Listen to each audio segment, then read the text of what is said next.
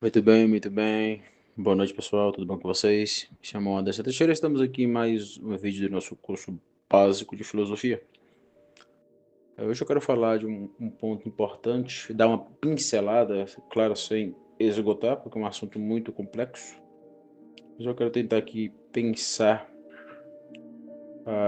a dimensão do tônus ferreriano. O que é o tônus? Tônus vem do grego, significa tensão. Lendo Mário, fazendo os meus estudos, para quem não sabe, eu estou estudando Mário para futuramente escrever um trabalho. E em filosofia e cosmovisão, o Mário vai colocar aí um ponto muito importante, que é o ponto das perguntas e das respostas. Não há filosofia sem perguntas e sem respostas. E eu desenvolvi 11 notas que eu quero falar. Consequentemente, na última nota, nós vamos falar um pouco da tensão, do tônus. Bom, o primeiro ponto, veja, não existe filosofia sem perguntar e sem responder. Muitos professores de filosofia acham que só se faz filosofia perguntando. Não. O mesmo peso que a pergunta ou as perguntas têm, a resposta também tem. Então, a pergunta tem seu peso importativo e as respostas também têm seu peso importativo. Não há um filosofar sério sem perguntar. Consequentemente, se eu pergunto respondendo. Por quê? Porque se eu entendo que filosofar é ação de submissão, ou seja, eu me submeto ao terceiro princípio quadrante, eu entendo que o terceiro princípio quadrante, ou seja, a realidade, aquilo que está aí fora acatamentado pelo meu eu terecional, é resposta. Então, tudo que você patenteia na realidade aí agora, de modo terecional, é resposta. A realidade está o tempo todo te respondendo. Quando você abre os olhos, lembra do Aristóteles? A visão, quando você abre os seus olhos e tem lá, como diria o professor Olavo, a partir da sua tripla intuição, quando você abre os olhos e tem lá a fonte de luz no olho e luz na coisa, o que você vê é a realidade na sua frente aqui agora, respondendo: eu existo, eu estou aqui.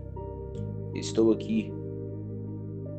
Alma STEM. Estou aqui insistentemente, claro, no movimento de Dasein Sonsein. Dasein é o ser aí que está patente na minha frente. Sonsein que possui um dinamismo. O ser é unitivo, o ser é estático, mas ao mesmo tempo ele é dinâmico. Por isso que nosso grande Aristóteles resolveu o problema pré-socrático entre Parmênides e Heráclito. Tudo que existe aí de modo acatamental, ao qual eu tereciono, existe no seu conteúdo atual, ato, e nas suas virtualidades, potência. Ato e potência. A potência, aí eu acesso aquilo que o Olavo chamava de círculo de latência. A potência ela pode ser retrocipante, antecipante, consequente e antecedente, ou seja, eu posso olhar para o princípio de potência ao acatamentar de modo terecional o ato aí, usando a circularidade latente naquele objeto ao qual estou observando, vendo, a partir da fonte de luz, né? O prisma, a vontade divina que fura o quadrante. Então, quando eu olho para o objeto, eu percebo que há uma possibilidade, existem possibilidades futurísticas, vamos dizer assim, para você entender. Ou seja, eu olho para aquele objeto e vejo o círculo de latência nas suas possibilidades antecipantes, para usar aqui uma dimensão temporal no aspecto modal histórico, ou seja, o futuro. Então eu percebo que a árvore que eu estou observando aqui agora, ela poderá um dia deixar de existir, possa ser que a empresa a qual eu trabalho aqui queira tirá-la e alguém pega um machado ou uma motosserra e arranque ela daqui. Isso é uma possibilidade. Lembra do Mário Ferreira na Década Dialética? Ou seja, quando nós observamos o objeto, o sujeito que observa o objeto, o eu que observa o não eu, observa o objeto, percebendo suas virtualidades enquanto possibilidades e não possibilidades, ou seja, círculo de latência. Esses conceitos aqui do Mário e do Olavo, na minha opinião, faz todo sentido porque está dentro de uma tradição aí aristotélica. Então, quando eu olho para a árvore e percebo que ela não vai voar, o que eu estou fazendo? Estou usando a década dialética do Mário. Estou percebendo a não possibilidade daquele objeto, a qual eu estou usando a minha razão e percebendo de modo quantitativo, extensivo, predisponente. Estou percebendo a totalidade daquela árvore. Claro, tenho todo ao qual eu capto pela intuição, o qualitativo. E, consequentemente, se filosofar é ação de submissão, eu conheço desconhecendo, porque ninguém esgota a realidade. Nenhum filósofo. Por mais gênio que esse filósofo possa ser, ele não esgotou. E ninguém vai esgotar. Eu sempre repito isso. Ninguém vai esgotar. Para que estudar filosofia, todo mundo já descobriu Não. É um nada. Vou repetir isso aqui novamente. Junte todas as verdades de todos os filósofos na história humana. Junte tudo. Todas elas. Todas. Até o fim da humanidade. Perto da infinita potência ativa é um grão, é uma pedrinha no meio de uma montanha. Ou seja, é nada, gente. É nada. Então não venha com essa de que a filosofia acabou. Não acabou, não. Muito pelo contrário. Muito pelo contrário. Então, quando eu vou até a realidade, eu percebo aquela árvore a qual eu estou vendo o seu círculo de latência, ou seja, a sua potência antecipante, ou seja, eu sei que a árvore não vai voar, mas sei que pode ter a possibilidade de alguém chegar e tirar essa árvore, cortá-la. Então, a possibilidade naquele serente biologista se coaduna essa possibilidade. Já uma não possibilidade é a árvore vai falar, a árvore vai voar. Não. Então veja aqui que eu estou usando tanto o Mário quanto o Olavo. Década dialética e círculo de latência. Faz todo sentido. Princípio de atualidade e virtualidade e, consequentemente, as possibilidades e não possibilidades e suas variações e invariações. Enfim. Então, o homem busca uma crise. Quando eu digo homem, eu digo o homem do meio-dia. Depois eu vou explicar isso aqui. O que é o homem da tarde, o homem da noite e o homem do meio-dia. A partir do Mário também. Então, o homem do meio-dia, homens do meio-dia, a gente encontra na história. A gente tende a encontrar esses homens exercendo sua vocação de profeta ou de filósofo. E muitos filósofos são profetas. Claro, nem todo profeta é filósofo. Na história da humanidade, nem todo profeta foi filósofo. A gente pode parar para analisar. Filósofo no sentido mais restrito, no sentido grego da palavra. Até porque todos nós somos filosóficos. O Gramsci estava certo. Nesse sentido, todos somos... Claro, somos seres filosóficos, não somos todos filósofos. O filósofo é um ser diferente. É algo que está fora da caixinha, um filósofo. Mas todos nós temos o espírito filosófico de quê? De perguntar. Porque o homem está adiante da realidade. Então, quando Deus sopra nas narinas de Adão, da humanidade, ele sopra o ruach, fôlego de vida. O homem, enquanto Nefesh, passa a ser um ser vivente, e ele agora tem anseio pelo eterno. Consequentemente, ele vai perguntar. Ele pergunta. Ele pergunta buscando respostas. O sentido. O homem está em busca de sentido. Por quê? Porque ele é um ser que quer respostas. É impossível. Não tem a tese do Mário? Alguma coisa há. É impossível um homem sem ansiar por um sentido. Então isso é bem importante. Então eu dei todo esse rodeio aqui para dizer o quê? Para dizer o óbvio. O homem que busca uma crise, busca a crise de perguntar, responder, perguntar.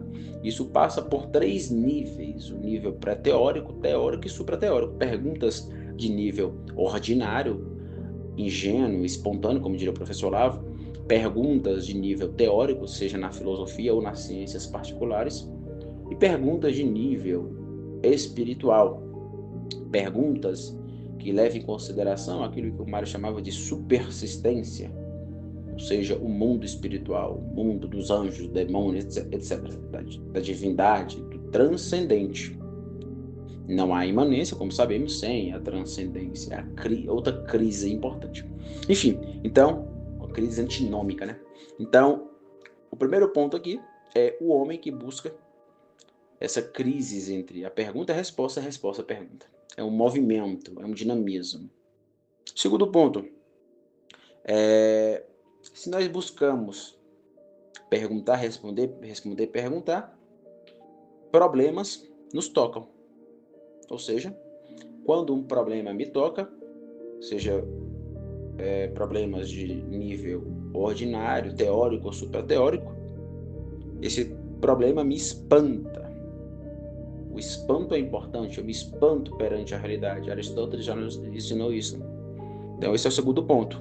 O homem que busca perguntar, responder, perguntar, está diante problemas que vão aparecer o tempo todo. E o problema vai me tocar, nos tocam de modo multidisciplinar. E isso nos faz nos espantar. Se você não se espantou perante um problema, isso significa que aquilo não é um problema para você. Porque todo problema que faz você perguntar e buscar respostas te espanta. Te espanta. E o filósofo o tempo todo está se espantando. Então não há filosofia sem o espanto. A filosofia nos espanta. Jesus, por exemplo, eu sempre gosto de dizer, né? Jesus nos assombra e a filosofia nos espanta. Está assombrado por aquilo que é transcendente e está espantado por aquilo que é imanente. Só que Jesus, ele se tornou imanente, ele é o transcendente,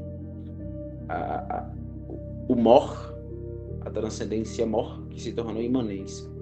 Então, Jesus, ele é a pergunta e a resposta final. Por isso que eu falo da dialética final, né?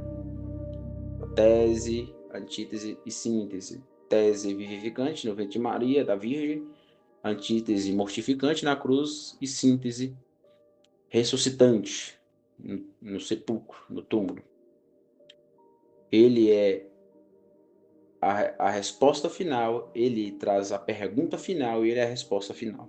Enfim, isso é muito importante. Depois eu vou falar sobre a dialética final, que é um ponto da dialética da filosofia quadrante. Nada novo, vou reverberar aí toda a tradição cristã. Essa ideia de ficar buscando construir coisas novas é coisa de idiota. Como diria o professor Olavo, não queremos a verdade. Não quero ser inovador.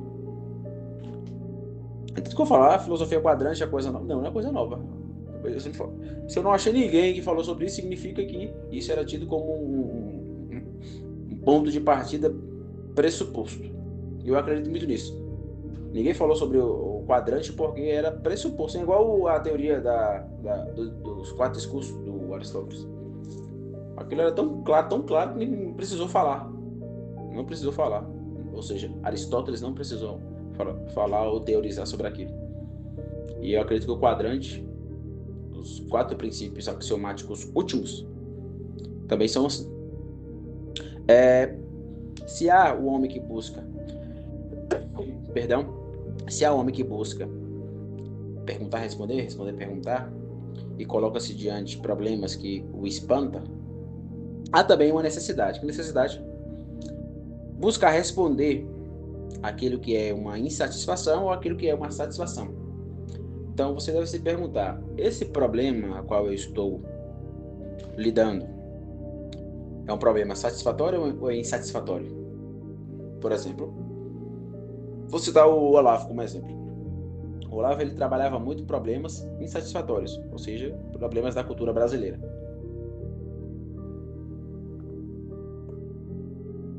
Mas pode ser que os problemas que te espanta sejam problemas satisfatórios, como por exemplo a divindade. Quem é Cristo? Quem é Jesus? Vários filósofos na história da humanidade fizeram essa pergunta. Quem é Deus? São problemas satisfatórios. Só que, ao mesmo tempo que é satisfatório, pode ser insatisfatório. Por exemplo, será que Deus existe? Porque essa pergunta ela é angustiante. Ela não traz satisfação. Ela traz satisfação a partir do momento que eu tenho um espírito teologal e pressuponho já a existência dele. Então, eu pressuponho que Deus já existe, então eu vou problematizar outras questões dentro da divindade, e já pressuponho que ele existe, e, consequentemente, o que eu vou problematizar são problemas satisfatórios. Mas, ao mesmo tempo que pode ser satisfatório, pode se tornar insatisfatório. Isso também acontece com a realidade.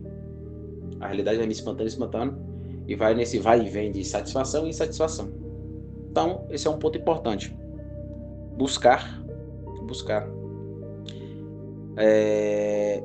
entender se as respostas que você busca para suas perguntas lhe trazem satisfação ou insatisfação. Quarto ponto é: temos que lidar com um pensar, um desejar e um anelar diante dos problemas. Então, eu penso um problema, aquele problema me espanta. Se me espanta, eu desejo resolver aquele problema que eu estou me espantando. E eu anelo o quê? Eu anelo pela verdade. Desculpa, vocês todos sabem disso, né? Eu estou escrevendo agora um livro sobre tratado de zetologia do professor Olavo, que tem o subtítulo A Verdade, a Busca pela Verdade a partir de Olavo de Carvalho e Mário Ferreira dos Santos. Então eu vou pegar aí o que o Mário falou sobre a verdade, o que o Olavo falou sobre a verdade, para trazer uma sistematização e pensar o que o Olavo ensinou sobre zetologia. Tem um pequeno artigo dele sobre zetologia que eu acho bem importante e eu vou tentar aprofundar aqui. Então vai ser aí, vai ser meu segundo trabalho sobre o professor Olavo, claro, levando em consideração aí todos os filósofos que me impactam, como por exemplo o Mário, Doiver, o Russell, mas o Olavo vai ser central aí nesse trabalho. Então, anelar pela verdade, porque se eu penso um problema, seja ele satisfatório ou insatisfatório, eu desejo aquele problema, porque está no meu espírito, eu quero resolver. Eu pergunto, indo atrás das respostas. E ao ir atrás das respostas de forma desejante, eu anelo por um princípio importantíssimo, que é o princípio da verdade. Busque a verdade. Estude a filosofia para ir atrás da verdade. Não para ser o gostosão intelectual, não para ficar debatendo no YouTube, que é o que mais tem aí, né? O que mais tem no YouTube é os gostosos. Todo mundo é gostoso intelectualmente.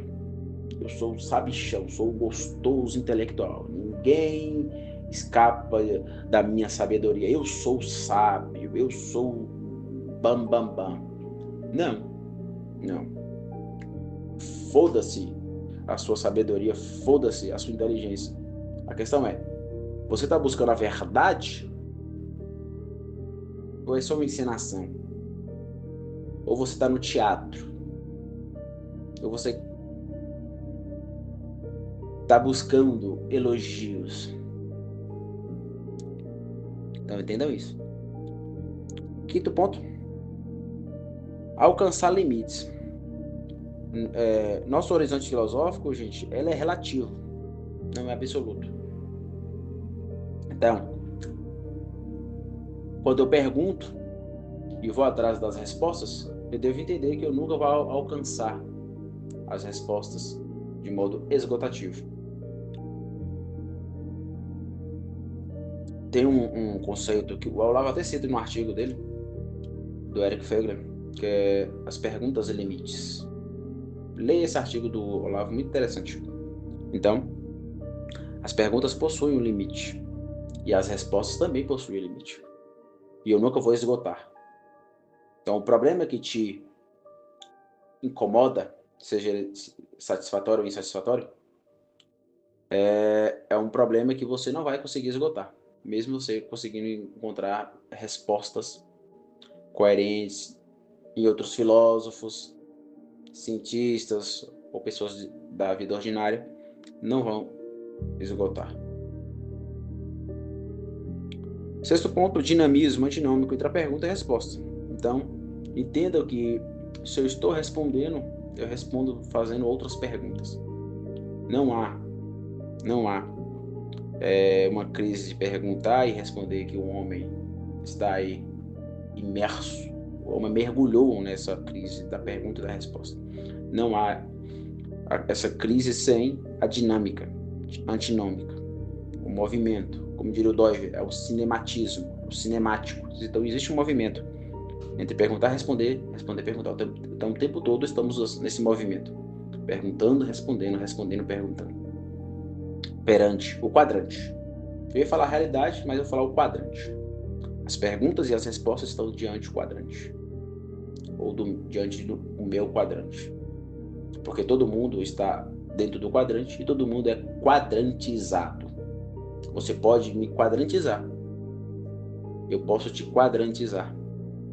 Ninguém escapa do quadrante. O quadrante é apodítico. É irrefutável. E tem alguns idiotas aí que vêm me refutar e não vai conseguir. Você pode refutar as minhas especulações na ontologia, dizer que eu estou descobrindo a roda, etc. E eu nunca fiz isso e nunca falei isso, que eu estou descobrindo a roda. Nunca me coloquei como inovador, pelo contrário. Estou escrevendo 10 livros, demonstrando de onde eu tirei a filosofia quadrante, os 10 volumes. Então, o imbecil que vem dizer isso não me conhece, ou é ignorante. Não me conhece, ou é ignorante, ou é desonesto. É a ignorância, ao mesmo tempo que é ignorante e desonesto intelectualmente. Então, não estou descobrindo a roda. Então, já escrevi 3 volumes. Um sobre o Dove, um sobre o Régis Olivet e outro sobre o João Calvino. 3 volumes. Vou escrever agora o 4º esse ano, provavelmente sobre o Russell ou sobre Agostinho, um dos dois. E estou demonstrando quais são as minhas influências aí da filosofia quadrante. Então, dizer que eu estou descobrindo a roda é coisa de imbecil. Na verdade, é coisa de invejoso, né? O cara tá produzindo uma filosofia dele. É inveja. O brasileiro é invejoso. Eu percebo que é inveja. Inveja mesmo. Nossa, como pode? Como não? Não pode. Um filósofo? Que isso? Sétimo ponto, né? Isso é isso. Sétimo ponto. Gente, eu anotei aqui. Tô tirando da minha cabeça. Não. Tem uma galera que fica fingindo, né? Tá tudo na minha cabeça aqui. Não. Tô anotadinho, eu tô anotando e tô lendo e explicando. Sétimo ponto, saber guiar o desconhecido. Na filosofia quadrante existe o princípio de ordem e desordem, que eu vou falar ainda sobre aí a teoria dos 12 vetores eidéticos, que leva em consideração o dualismo antinômico cosmovisionário da fé cristã, que é a criação e queda. Na minha opinião, discordando do Dove e de todos os reformados praticamente, a cosmovisão cristã também é antinômica, assim como é a grega, assim como é, segundo Dove, né, a escolástica e a moderna. A cristã também é antinômica. Criação e queda dada, redenção não é dada, é uma aptidão. Já citando aqui a teoria dos mandatários, né? O que é isso, a teoria dos mandatários? Tem aí uma série de, se não me engano, 10 vídeos, ou 10 áudios, né? Chega a ser um vídeo. Eu falando sobre os 10 mandatários da filosofia quadrante, que são as minhas especulações no campo da ontologia.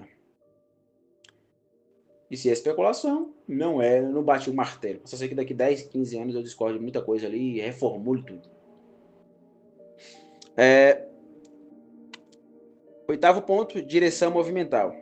Ou seja, que direção movimental é essa? Se há... não falei, né, gente? Ocultamentalização. Criação e queda. Então, a ocultamentalização se dá justamente por causa da queda. Devido à queda. Ou seja, o homem caiu, o homem se tornou sequedal, consequentemente ele foi ocultado noeticamente.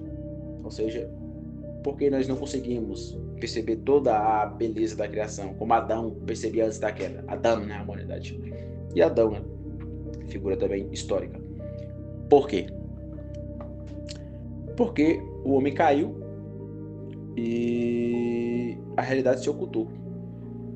Por isso a gente busca respostas o tempo todo.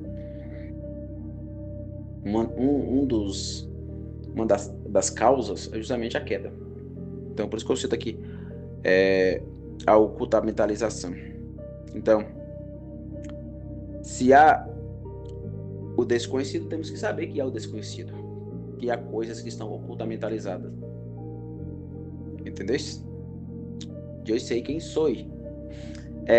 Oitavo ponto, direção movimental, ou seja, superando e vencendo os obstáculos, seja obstáculos concrecional, crescer com, ou deconcrecional, decrescer com. Entendeste? Aí novamente a gente volta lá para o conceito de atipotência e pega na potência enquanto antecipação e retrocipação, para frente e para trás. Ou seja, para trás é o decrescer com.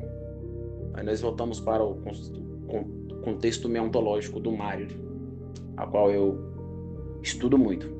É uma coisa que me chama a atenção do Mário e é um tema que provavelmente eu vou trabalhar aí nas próximas décadas, a meontologia.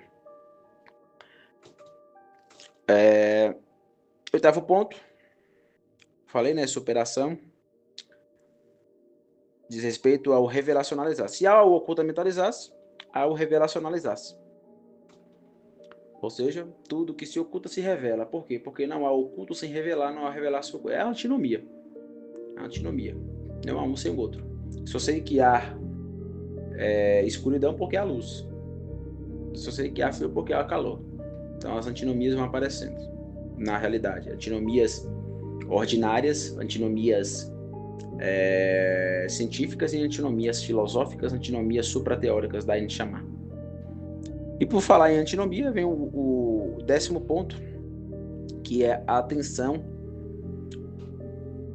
do pensamento. Ou seja, tensão que nos concentra diante de barreiras. Então, quando eu faço a pergunta, será que é possível? Eu estou lidando com tensão, com uma tensão. Então, é por isso que a Mathesis Megiste, né, do Mário trabalha a teoria geral das tensões. E eu vou tentar falar um pouco aqui dos meus estudos. Eu peguei aí o PDF do Mário sobre a teoria geral das tensões, ouvi algumas aulas do Mário, li outros livros do Mário, que ele dá também uma pincelada, peguei os dicionários. Então, vou tentar aqui fazer uma análise da teoria geral das tensões.